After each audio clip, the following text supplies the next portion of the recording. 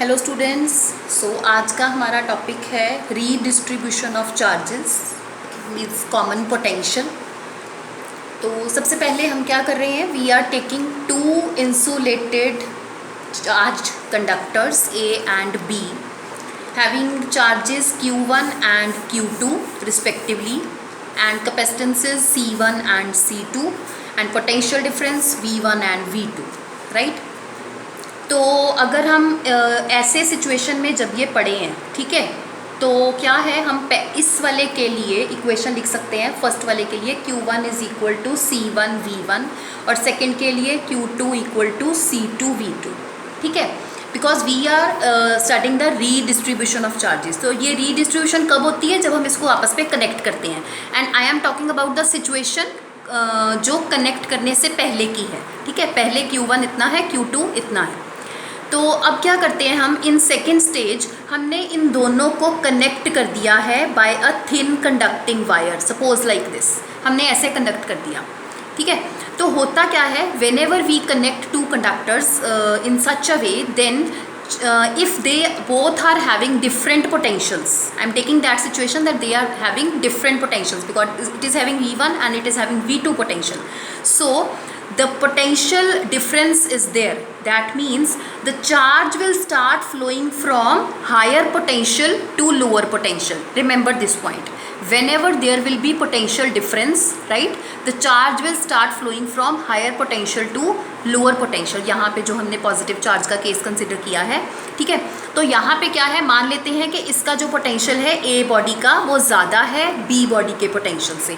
तो इसलिए क्या होगा, जो चार्ज है वो फ्लो करेगा from A to B, start हो जाएगा फ्लो होना, higher potential to lower potential. और ये प्रोसेस कब तक होता रहेगा, जब तक इन दोनों का पोटेंशियल सेम एक्वायर ये नहीं कर लेते, right. That means this flow of charge will continue from higher potential to lower potential till the potential of both the charge conductors become equal, right. जब वो दोनों एक ही पर्टिकुलर वैल्यू पोटेंशियल की अटेन नहीं कर लेते, and that particular common value of potential is known as the common potential, right. उसी को कॉमन पोटेंशियल कहा जाता है। और ये क्यों अटेन करी उन्होंने, due to redistribution of charges. उन्होंने चार्जेस को रीडिस्ट्रीब्यूट किया है। तो अगर हम इसको फाइंड आउट करना चाहते हैं तो हम क्या लिखेंगे कि ये जो कॉमन पोटेंशियल होता है आपका, this is equal to total charge by total capacitance, ठीक है। Total charge by total capacitance, that is Q by C, that you know. अब टोटल चार्ज कितना था एक्चुअल में दोनों के ऊपर, ठीक है, वो कितना था, that was Q1 plus Q2, ठीक है। देन टोटल कैपेसिटेंस कितनी थी, C1 प्लस C2। अब Q1 के लिए हमने एक्सप्रेशन लिखा था C1 V1, so I can write it as C1 V1 then C plus C2 V2 from here and this is C1 plus C2। ये जो कॉमन पोटेंशियल की वैल्यू आ गई है हमारी V, जो कि अटेन करेगा ये system after redistribution of charges on these conductors, ठीक है।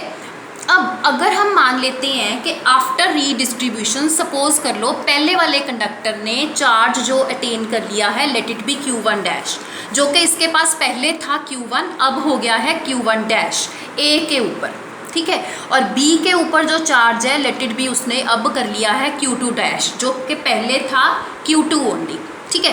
तो अगर मुझे इसकी इक्वेशन लिखनी है तो मैं कैसे लिखूंगी, Q1 dash is equal to C1 because capacitance would not change, right, it would remain same.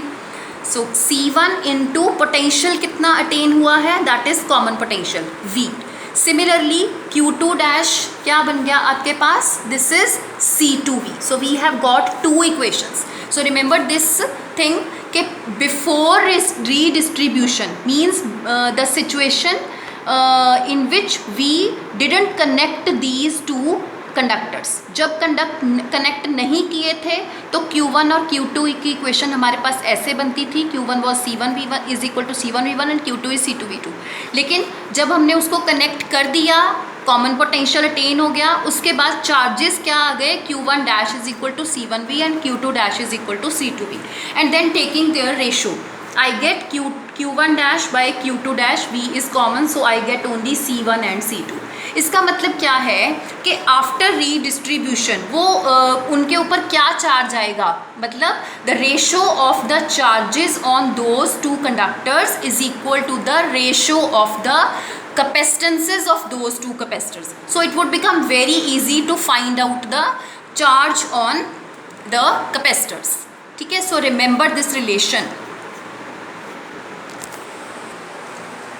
And next is जब हमने कह दिया कि रीडिस्ट्रीब्यूशन ऑफ चार्जेस जब होती है तो कॉमन पोटेंशियल अटेन होता है, तो अब होता क्या है, basically there is always loss of energy in this process.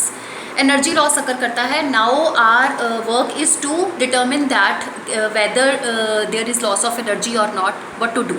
ठीक है, तो उसके लिए हम क्या करते हैं, again I am considering the equation of common potential, V is this much, and then मैं क्या करूँगी कि मैं पहले इनिशियल एनर्जी निकाल लूँगी।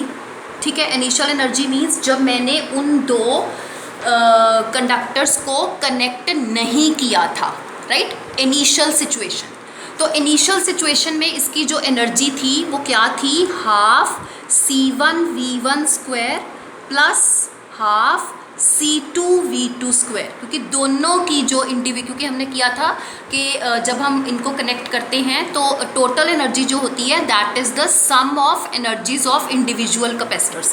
सो I have used this equation. ठीक है, देन अगर मैं फाइनल एनर्जी की बात करती हूँ, फाइनल एनर्जी क्या होगी, दैट इज़ हाफ C1, क्योंकि कैपेसिटेंस तो चेंज नहीं होगी आफ्टर रीडिस्ट्रीब्यूशन, तो V1 की जगह पे आ गया V, क्योंकि after redistribution common potential has been attained. So this is half C1V square plus half C2V square.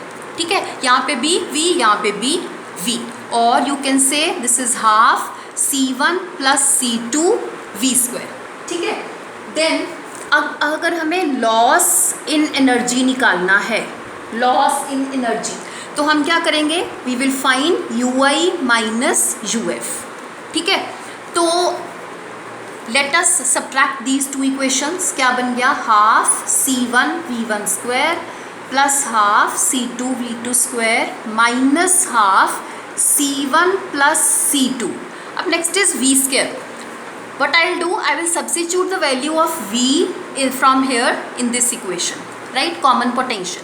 तो V की वैल्यू क्या है, this is C1V1 plus C2V2 by C1 plus C2, right? Whole square. ठीक है, so after substituting I get this result, this get cancelled. ठीक है, तो I am left only with this expression. तो after solving this complete expression, after solving this complete expression you will get at the end this value, and this is very easy to solve it by using very simple identities. तो you get here loss in energy equal to U, which is C1 C2 by 2 C1 plus C2 into V1 minus V2 whole square, right? Now because this V1 minus V2 whole square is there, and whole square term means it is always positive, and this is understood because capacitance value, this is again positive value, that means this whole value is always positive, and if it is always positive that means U is always more than 0, right? U, this is always more than 0, and what was U actually, it was UI minus UF, that means UI minus UF is more than 0, that means UI is more than UF, that means initial energy was more as compared to final energy, right? Initial energy ज़्यादा थी, तो इसका मतलब क्या हो गया, final energy कम हो गई है, तो मतलब there is always loss of energies. So that means this question is generally asked in exams, that when two charged conductors having different capacities and different potentials are joined together, prove that there is always a loss of energy. So you just have to show that UI is more than